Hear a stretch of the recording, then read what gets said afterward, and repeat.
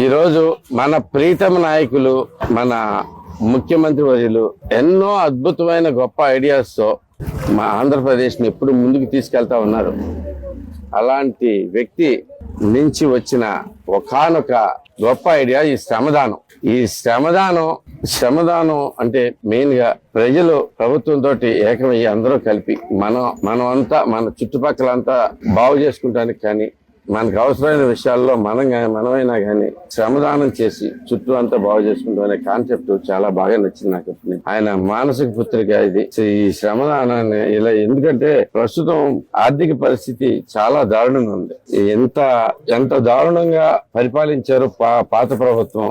ఇప్పుడు నిజంగా మేము అధికారంలోకి వచ్చినాక తెలుస్తా ఉంది. ఎందుకంటే ఎక్కడ రూపాయి లేని పరిస్థితి, ఏ వ్యవస్థ అయినా కానీ పాడైపోయి ఉంది. ప్రతి వ్యవస్థని కొల్లబెట్టారు, ప్రతి వ్యవస్థని పీల్చి పిప్పి చేశారు.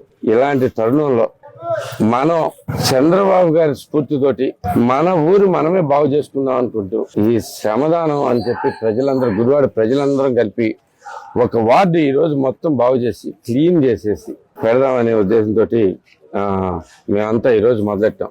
రామారామి 400 మంది ఒక వార్డు మొత్తం, ఇంక్లూడింగ్ దుమ్ము ధూళి అనేది లేకుండా, ఎక్కడా పేపర్ ముక్క అనేది లేకుండా క్లీన్ చేసేసి ఆ ఊరు వాళ్ళకి ఇచ్చేద్దాము, ఆ వార్డు వాళ్ళకి ఇచ్చేద్దామని మేము కూడుకున్నాం.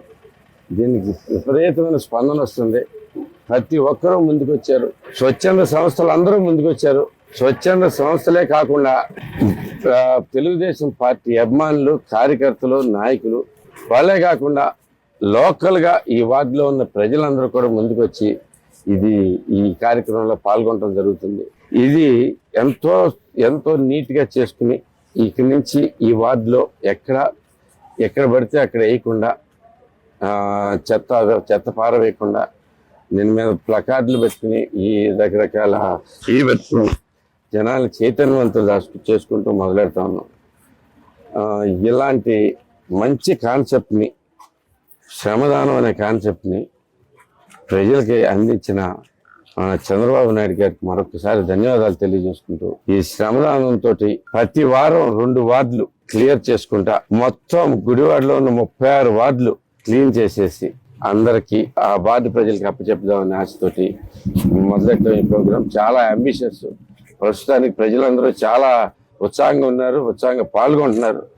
ఇదే స్ఫూర్తిని ముందుకు తీసుకెళ్తారు అనుకుని ఆశిస్తూ ప్రజలందరికీ ఒక విజ్ఞప్తి. ఈరోజు అనేక మంది గుడివాడలో ఉన్న తెలుగుదేశం కార్యకర్తలే కాదు, గుడివాడలో ఉన్న అందరూ ప్రజలు ముందుకొచ్చి మీ వార్డుని శుభ్రం చేసి మీకు ఇస్తున్నారు. ఇది కాపాడుకోవాల్సిన బాధ్యత మీది. మీరు ఎట్టి పరిస్థితుల్లోనూ ప్రతిరోజు గుర్తుపెట్టుకోండి, మన పరిసరాల శుభ్రత మనదే బాధ్యత.